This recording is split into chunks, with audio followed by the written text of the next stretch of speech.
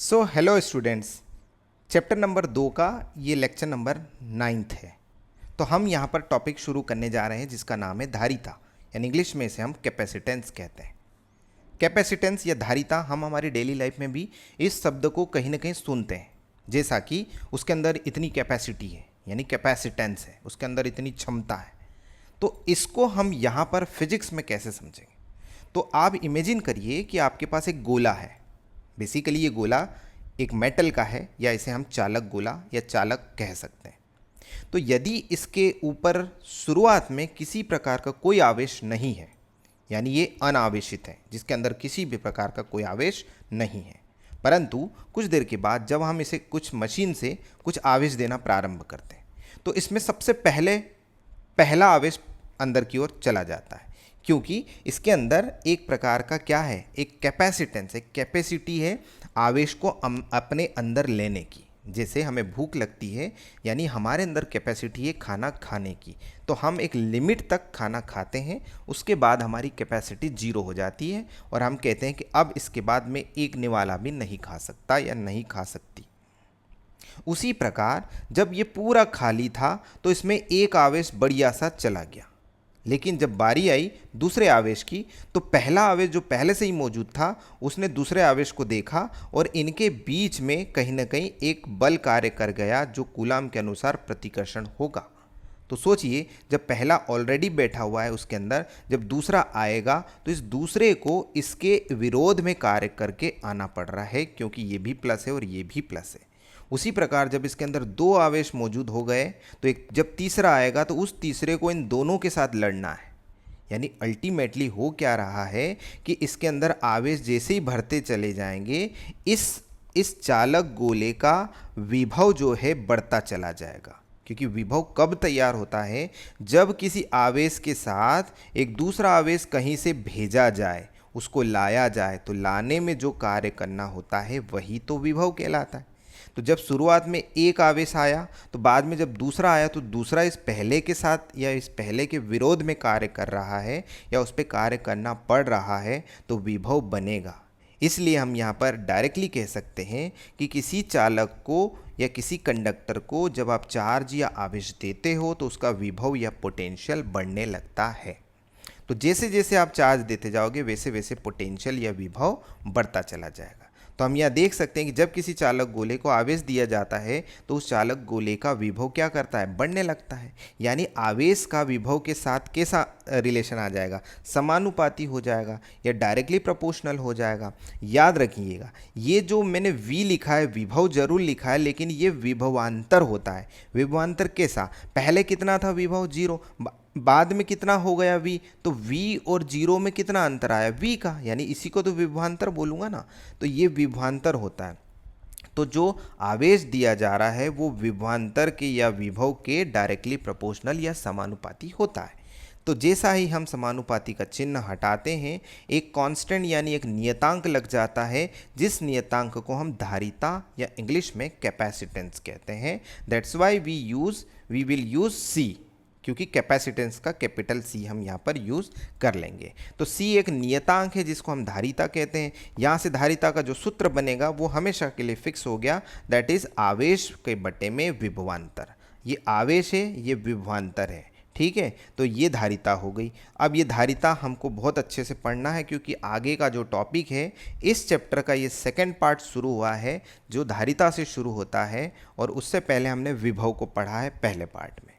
यहाँ पर जब हमारे पास धारिता का सूत्र आ गया है तो उसका मात्रक लिखना बहुत आसान हो जाएगा, क्योंकि C बराबर Q बटा V होता है। तो Q यानी आवेश के लिए कूलम, V के लिए वोल्ट। तो कूलम पर वोल्ट जो होता है वो धारिता का सूत्र हो गया।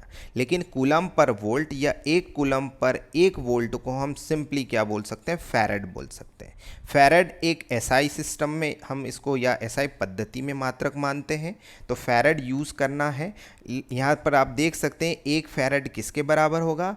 एक फैरेड होगा एक कूलम आवेश को जब 1 वोल्ट के विभवांतर में भेजा जाएगा, तो वहाँ पर उसकी जो धारिता होगी 1 फैरेड हो जाएगी। तो आप यहाँ देख सकते हैं कि 1 फैरेड बराबर 1 कूलम पर 1 वोल्ट होता है। यानी 1 फैरेड उस चालक की धारिता को कहते हैं जिसे 1 कूलम आवेश देने पर उसके विभव में 1 वोल्ट की वृद्धि होती है। यानी जो गोला है इसको अगर आप 1 कूलम आवेश दे दो तो इसके विभव में 1 वोल्ट की अगर वृद्धि हो जाए तो उसको हम कहेंगे कि उसकी धारिता 1 फैरेड की होती है। इसका विमा लिख सकते हैं, तो जो फॉर्मूला है उसके अनुसार हम विमा लिखेंगे।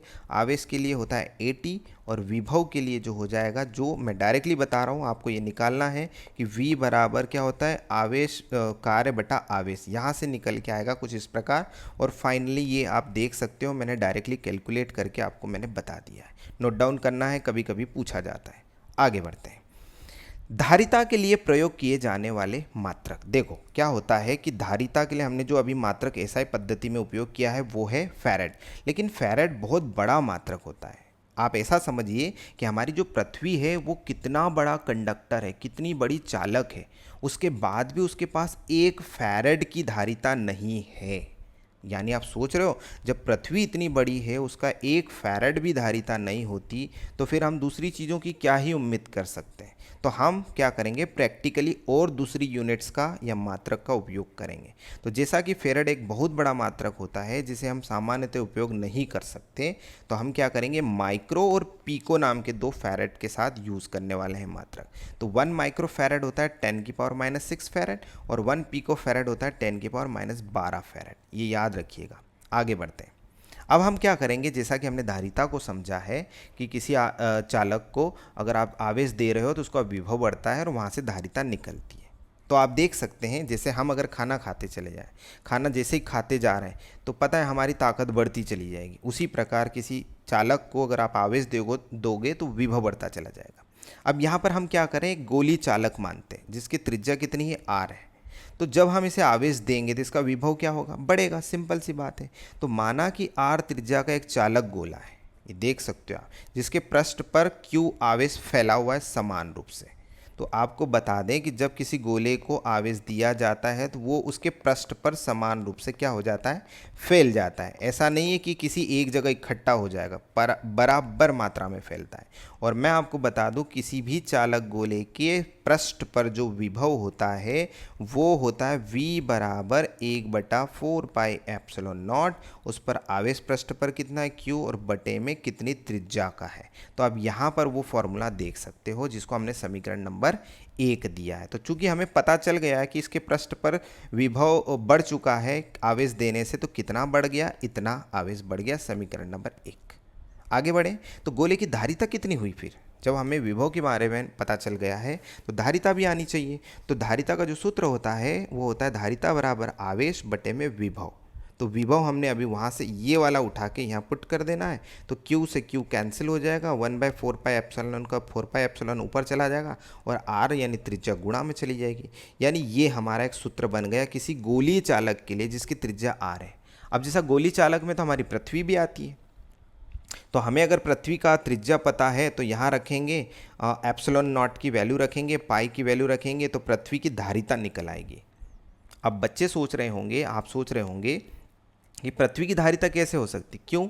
हम जब अपना घर बनाते हैं तो आपने कभी नोटिस किया होगा कि ज़मीन में हम एक रॉड को गाड़ते हैं जिससे कि हमारे घर की जो मशीनें हैं उनसे कनेक्ट किया जाए ताकि एक्स्ट्रा चार्ज ज़मीन में चला जाए। यानी ज़मीन एक्सेप्ट करती है, उसका भी कुछ न कुछ धारिता है। ठीक है, आगे बढ़ते हैं। तो यहाँ से हमें एक बात पता चली कि जो धारिता होती है वो त्रिज्या की समानुपाती होती है। यानी अगर गोले की त्रिज्या बढ़ती चली जाएगी तो धारिता भी बढ़ेगी, अगर कम होगी तो कम हो जाएगी। छोटा गोला तो कम धारिता, बड़ा गोला तो ज़्यादा धारिता। आगे बढ़ते हैं।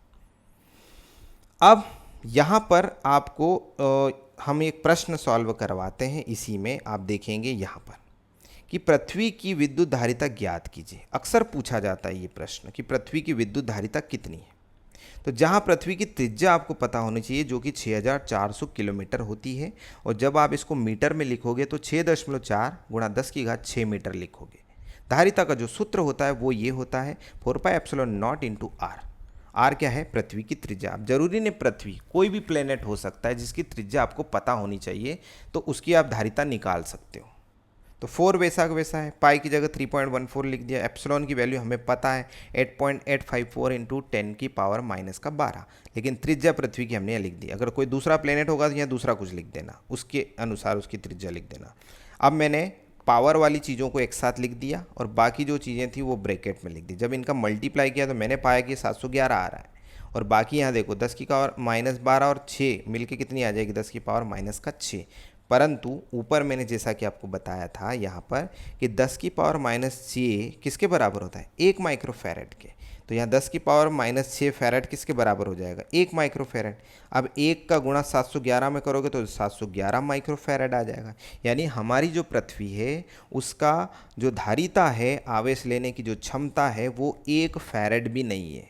यानी आप समझ रहे हो वो कितनी छोटी है, यानी माइक्रो में लिखा जा रहा है, 711 माइक्रोफैरेड। इसी प्रकार आप किसी भी चालक की जिसकी त्रिज्या आपको दे रखी हो, ये सूत्र लगा के आप उसका धारिता निकाल सकते हो। अगले टॉपिक में यानी अगले हम वीडियो में या लेक्चर में समझेंगे कि किसी संधारित्र का सिद्धांत क्या होता है, संधारित्र क्या होता है, ये हम अगले टॉपिक में डिस्कस करेंगे। तब तक के लिए बाय बाय।